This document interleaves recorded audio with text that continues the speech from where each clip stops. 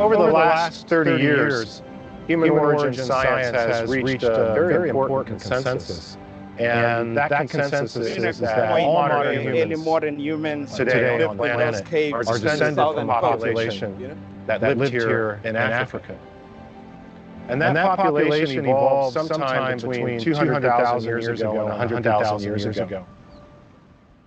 And then for some reason, around 70,000 years ago, that population left Africa and spread across the planet in what we call the Great Human Diaspora.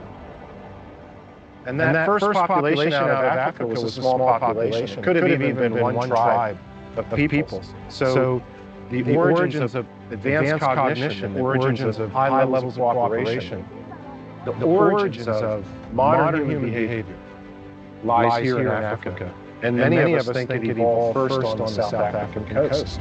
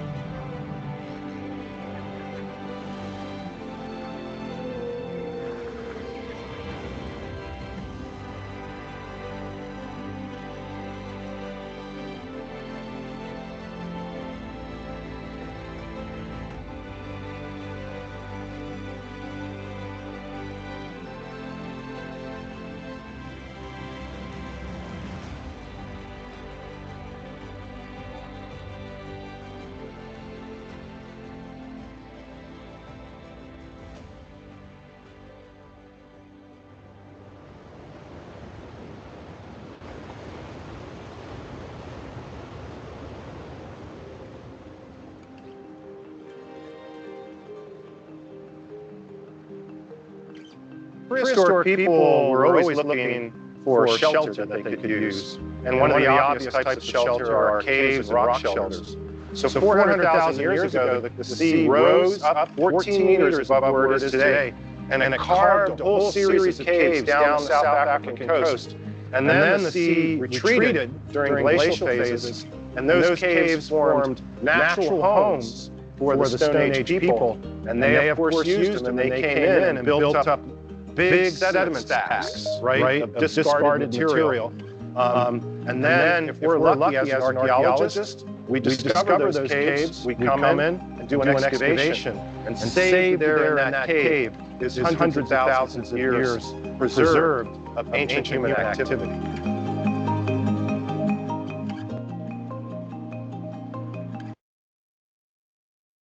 I want to just keep going. It's a very long video, and in the interest of time, I want us to just keep going. Has played a special role in our understanding of the origins of modern behavior.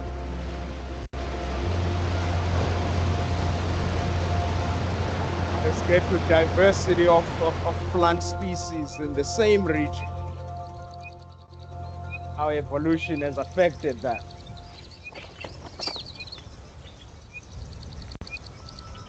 So here we are in the heart of the Cape Flora. And the vegetation that I'm standing in is fynbos. It's the second richest concentration of plant species anywhere in the world. Most of which are endemic, they grow nowhere else. The Cape region, particularly its southwestern corner, has remained relatively constant in its climate over the last million years or so. Many other parts of the world underwent huge changes in association with the glacial, interglacial cycles that have occurred across the globe. Because the climate remained fairly constant, evolution wasn't interrupted. So in the Cape region, we find examples of extremely ancient plants, and speciation has continued uninterrupted. And all this results in is a massive accumulation of species. If you look across the landscape, we've got this amazing topography. We've got the underlying sandstones, what we're standing on now. very ancient soils, and very different from what's down below us here. So as you drop down into the valleys, there's this completely different geology where the sands have blown up from the coast with fluctuating sea levels. So these are actually deep valleys that have been filled with sand, with alkaline marine-derived sand. So high pH down there, low pH here, and a completely different set of species. And then obviously we've got the mountains, so we've got north facing, south facing, very different flora on the northern side to the southern side. All of these little habitat changes, and obviously we've got. Right, in the interest of time, again, let's just... Where we've come from, but also... So what some of these scientists have done down there is to track, actually even tracing humans. You know, that if you can't just come and lie here under that surface and look up at it. When there's no hustle and bustle around, it's just you and those tracks. It's very easy to think profound thoughts about, where we've come from, but also where we're going. And all the trouble we're in today with climate change and rising sea levels again, it's all happened before.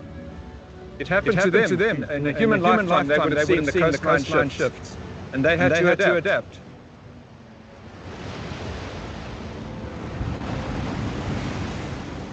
Because of the abundance of both seafood, the plants that you find in the vein boss, and the presence of the large grazing antelope, that created a tripartite rich source of food that allowed people to thrive here on the South African coast. Considering this change within space and within time, the implication is that things are constantly changing, and this landscape, as it is right now, is just a fleeting snapshot of something that has never been quite the same, and will never be the same in the future either.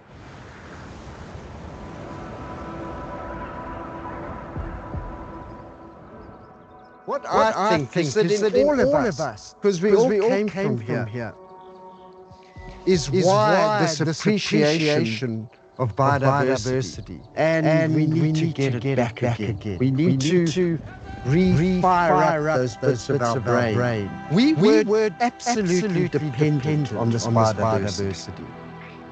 And that's something which we realize now with climate change and all the kind of forces that we face.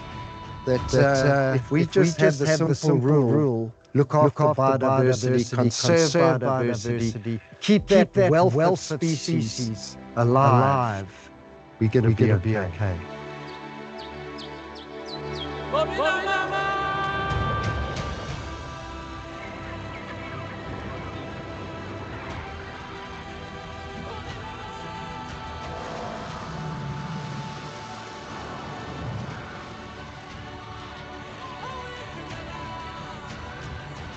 In a nutshell, us, what we do.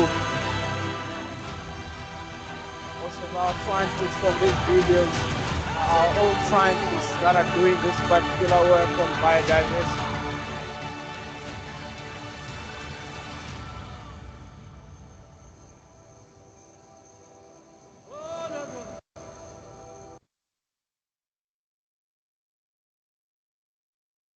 Right, we're gonna need help again, Marguerite, to see where we are. Where you're good, right? So I thought I would share that because that's one of our focus areas in the faculty, to do good for the world. And a lot of studies have been done at this particular university.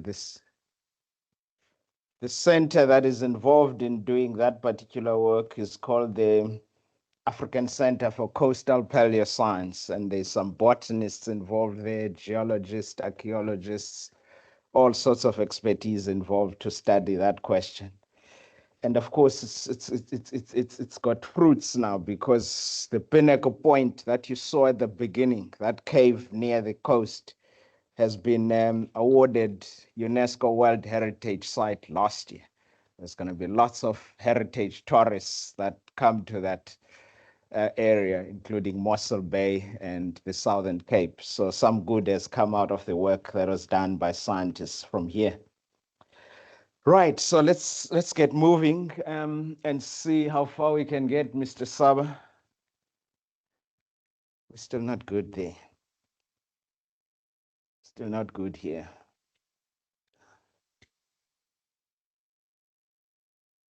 Okay, it's good now. Yeah. Right, so we need Angus. I said we must chain him here. Oh, he's still here. Okay. We're good now, Angus. You can go. Okay.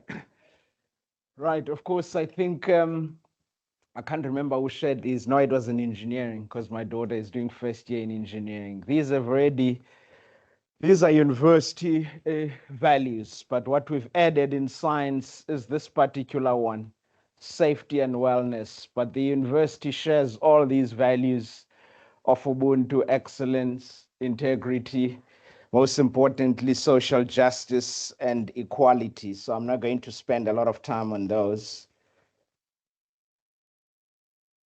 It's best I try to use that.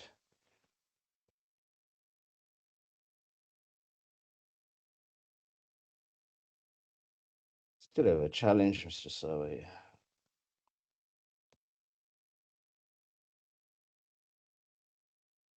Because if you shift slides via that platform, it brings up that window. Yeah, it's good that you're here. Slides are not moving now.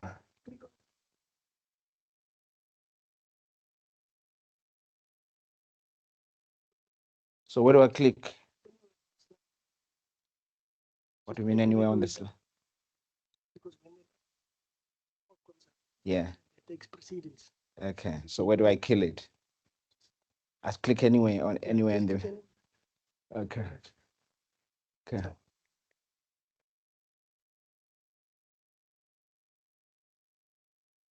Don't even know where I am anymore. I want to try and move faster. Okay. Right, so that's our brand promise, discovering, like our scientists are discovering down in the pinnacle point, educating and engaging to change the world. So letting others know about all of this and then engaging the municipality of say, Mossel Bay to say, hey, something big here. Let's do something together and, and get this site recognized by UNESCO. So that's what we mean. By you discover something, you educate people about it and engage to make a change. So that's typically what we do. Right, so some graduate attributes that we ascribe to is that by the time you finish, you need to actually have these. So they need to be built up along the way. So I'm not going to go through them. You will get to know them. Some lecturers will make you aware of these. I know physics likes to link their program with these graduate attributes and point them out exactly how they grow you to meet these attributes at the end of your program. So we're going to challenge other departments to probably do the same, make them obvious to you. Right, and staff attributes, of course, we also subscribe to this character, which I said on Saturday, you need to hold us to this character so that if our staff are not technology oriented, like myself, yeah, need to chain Angus. You need to challenge us and say, hey, get going. You need to meet that. You said I must meet the other attributes, so meet this one as well. So that's why you need to challenge us as well to meet these characters that we have described for ourselves. Right, so we operate on a couple of campuses. Perhaps the most important one is South Campus and North Campus at this stage. Of course, George has its own campus down in the Southern Cape at the foot of the Wateniqua Mountains. So they have their own program down there, and we've got researchers at the Ocean Science Campus, and we just engage in med school nowadays in Mission Vale. So that's typically where we engage, but for the BSc, you would mostly be here on South Campus. For the diplomas, mostly North, but some work gets done here at South as well for the diplomas. Right, so this is just the structure of the faculty. Right, so at the top there would be the Dean's office, supported by Deputy Dean, Executive Secretary, and the Faculty Ops Manager. Then we've got these clusters. You can see these clusters align with what you've done in school. This is more the biological, agricultural subjects. Then these are physical sciences, your chemistry, physics, and these are your mathematical and computational sciences, biosciences and biotech. These you'll encounter from second year. If you are in the biochem, microchemistry, physiology stream, you will then encounter these subjects in these two departments from second year onwards. This particular cluster is at George. This one doesn't have departments, but has entities that ought to support all of this. So some within here, you'll find departments like chemistry, physics, agricultural sciences, botany, geoscience, zoology, but some are centers. Here's that Center for African Center for Coastal Paleoscience, who I shared its work here. So you'll find these centers and entities within these clusters, basically. But let's just have a look at the programs. We, of course, offer the diplomas, which are focused, that also have a work integrated learning process. So if you are in agriculture, you might be placed in a farm for your work integrated learning module, et cetera, et cetera. If you're in analytical chemistry, you might be in some chemical company or drug manufacturing company doing some work there. So these, of course, do later also articulate into advanced diplomas.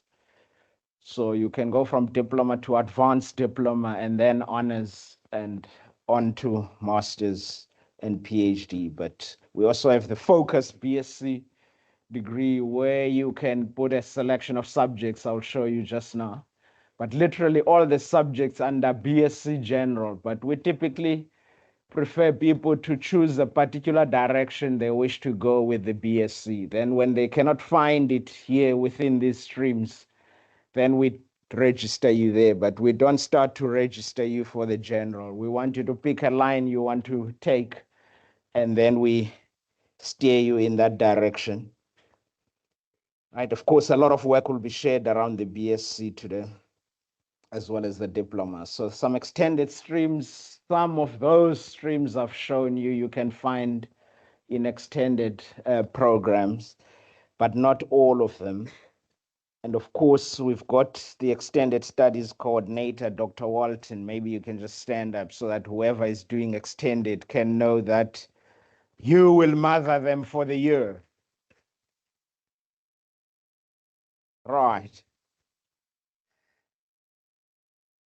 Right, here these subjects, pretty difficult sometimes when they sit like this, which is how they sit in BSc General, to say, how am I going to build up my BSc? I need 4 subjects in first year, I need 3 in second year, and then major in 2. So how do I build that up? How do I support these 2 majors that I want? If I want, say, botany and zoology, I want to be a biological scientist. What needs to support that for me to graduate with those 2 subjects is what colleagues are going to assist you with today.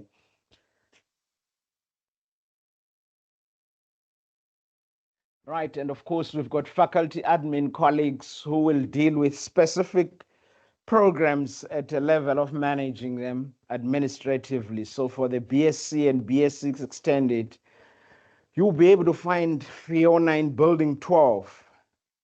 Right, it's lower ground that, it's lower ground of building 12.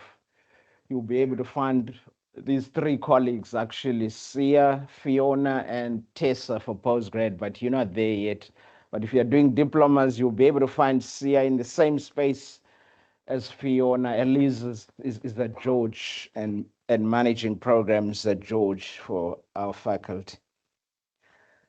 And of course, we've got a manager who looks after this team. But just here's their contacts in case you need to email them, you're unsure about everything. You can just take a photograph of this email address or of this slide, and you can simply just email them if you have any queries. But you'll be assisted today, so there's no need for queries outside of the team that would be here. The BSc team will be here, the diplomas will be in the same space. So only after that you still have questions, you can contact them. And of course, they are managed by Mr. Kuzoayo, who is still, by the way, you can find him on the ground here. Very first office as you come in, if he's not in building 12, he would be here on the ground floor. Very first office to your right-hand side. You just knock there and you would find him. Right, of course, you'll be supported. I think a lot of support will be discussed today, so I don't want to go in there. But you've got all this support available to yourselves. You know, the university even run supplemental instruction, which is not managed by ourselves. So modules that have a low pass rate, the university takes them, employs people who are going to look after them, and you can go there. Even if you are doing okay, you can still go to SI and learn a bit more.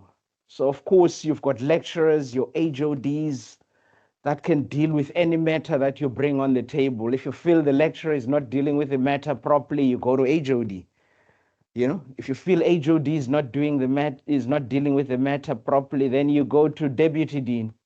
So ourselves are here in this faculty management. So faculty academic admin would be Sihle and those colleagues who can look at issues of your marks, etc., your registration issues, etc. But if you have a matter that you need a department to deal with, maybe you've been away, you haven't been well, or you've had other challenges, you haven't done work, and you are getting problems from lecturers, there are certain rules to treat all those things. And the lecturer must be the first one to deal with it, followed by HOD.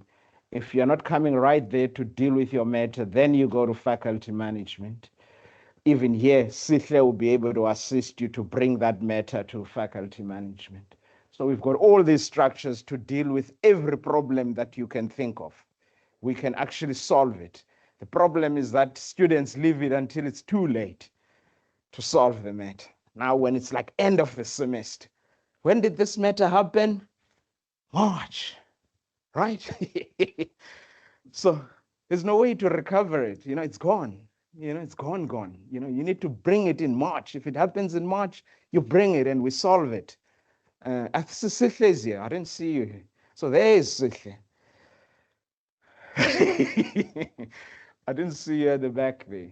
So Sihle can also handle those matters if you bring them to his attention, and he would know exactly how to deal with them. If he feels that HOD must deal with it, he will take it to HOD if you haven't taken it to HOD. So there's a lot of structure to just help you with process. The problem is leaving it until too late. Of course, the success coach is coming later. Our academic advisor is here. So if you have challenges, Penny, who is Penny? Right here. Rise, madam. That's Penny Litawa, who's your academic advisor for your whole lifetime here as an undergrad. So just go to her office. It's in the building 12, first floor, right? Penny. Ground floor, office number 2. Thank you. Right, of course, you need computers. With that support that is there academically, you also need to, on your end, make sure that you've got the correct device to work with. So that's very important. Okay, back to the structure again, just to introduce departments. I said departments fall within here, and we've got portfolios that deal with all these matters that are problematic.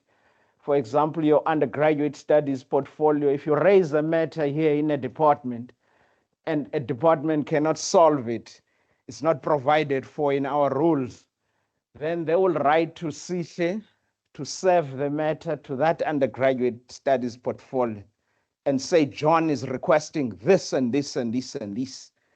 And that committee looks at John's request and see if it's a way in which we can make provisions for it. Is it sound? Should we deviate from the rules just to help John? You know, that committee would make all those decisions. So don't be afraid to have a matter serve in these committees. They are here to serve you. So if you have a problem, you raise it, and the committees will deal with it. Right, so just introducing all these clusters and departments within these clusters. This is what is more biological and environmental and agricultural sciences cluster, and the departments in there are, of course, your botany, agricultural sciences, zoology, and geosciences. If HODs are here, so Anton, the director of the cluster earlier. Where is Anton? Disappeared. He was here, saw him. It's outside. Okay. Any HODs? Paul Pierre is here for botany. So if you're doing botany, that's your HOD. Right? Musa is here. Matthias, HOD. Oh, Musa is back there. Sorry, Matthias. Just stand up again, Musa. If you're doing agriculture and game ranch, that's your HOD. If you're doing zoology, that's your HOD, Mr. Potgieter. Thank you. Is Gatia here? Dr. Mayed is outside on the stand there for geoscience, but you can go chat with him out there. Let's go to the next one, chemistry and physics. If anyone is doing chemical process technology, they would be trained in facilities of this nature where you're dealing with process on an engineering level of how you process chemicals to make products. And HOD of physics is here. Prof Fente is HOD of physics, right? And the director is not with us today. And the HOD of chemistry is also not here, is represented by Prof Ferg. So if you want to chat about chemistry, Prof Ferg is your man today. Right, and mathematical and computational sciences, your mathematical modelers and your artificial intelligence people. Prof Reiling is not here. Is Prof Reiling represented by anyone? Oh, he's here. Thanks. You can just send up, Prof. Right, that's Prof Reiling. We'll chat with you. And Dr. Walton again is the HOD of maths, and Dr. Cloisi, HOD of statistics. And Dr. Maritz, I didn't see him this morning. Okay, let's look at biosciences and biotech. All issues of human body and all its chemical reactions happening. Prof. Davids is the acting director right here, and also acting here.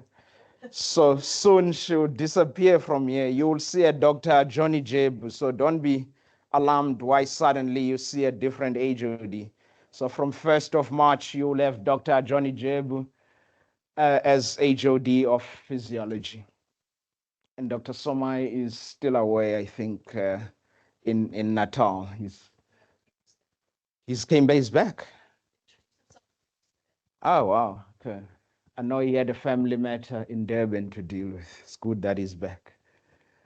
Right, and of course, this is now George. I'm not going to introduce George because he doesn't engage on this campus, but they also engage in wood tech and forestry on agriculture as well, and nature conservation. So should you ever wish to do qual change to engage there, we've got such departments that engage in such work, and it's led by my colleagues here. In fact, I'm visiting them on the 28th of February for about 2 days or so. And then these portfolio coordinators, I talked about people who look after committees where matters serve. So Dr. Hlangoti, I don't know if she's here. She leads the undergraduate studies portfolio. She's the one who was leading the program. That's for postgrad. She's here. Okay. Dr. Hlangoti leads that particular portfolio. So matters of undergraduate studies will go to her if you raise a matter that needs attention. And of course, people's wellness has to do with how do we all remain sane while doing this, you know? It's a lot of work.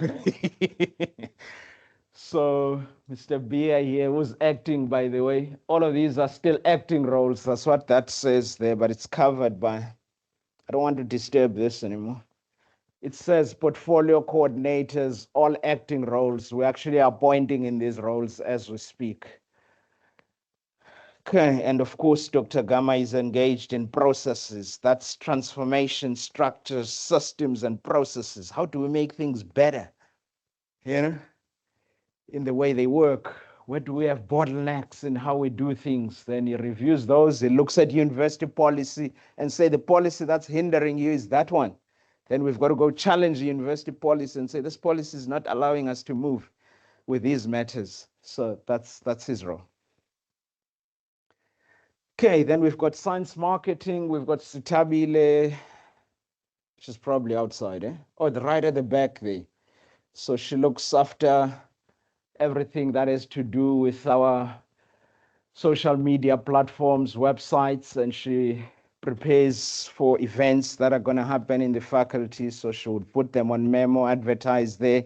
If we have a lecture that's going to take place, a public lecture of any kind, or whether we are going out there to communities, she would then arrange all of that.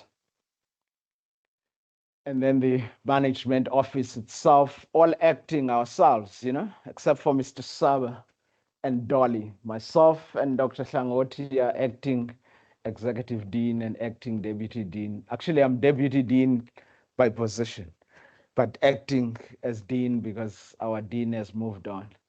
And of course, we have a admin assistant who helps those committees I was talking about to take minutes and get them to a meeting situation. And Mr. Saba, of course, oversees operations broadly in the faculty, and that we stay within our strategy in terms of what we do. Right, so that brings me closer to the end now, Dr. B, but here are some important dates that you can look at. Because registration ends, I think the most important one is the registration ending this Friday, but there's late registration up to end of Feb that has been provided. Change of program is supposed to happen this week, as far as I know, and been informed when I asked. And of course, you can register online, but if you need assistance, I think the sports center, can you just confirm, Sihle, that the whole week the sports center would provide assistance?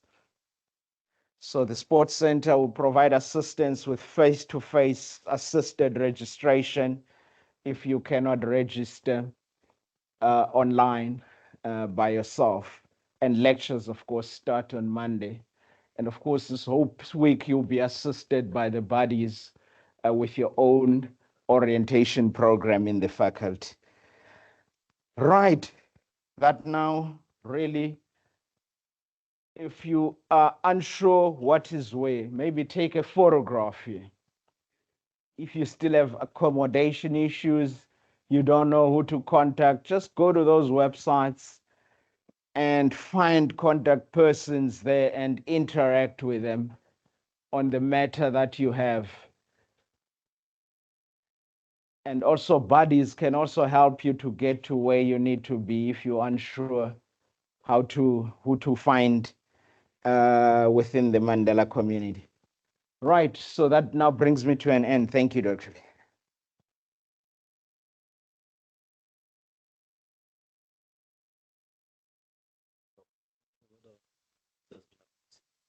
Any provisions for unregistered students to access the Moodle site?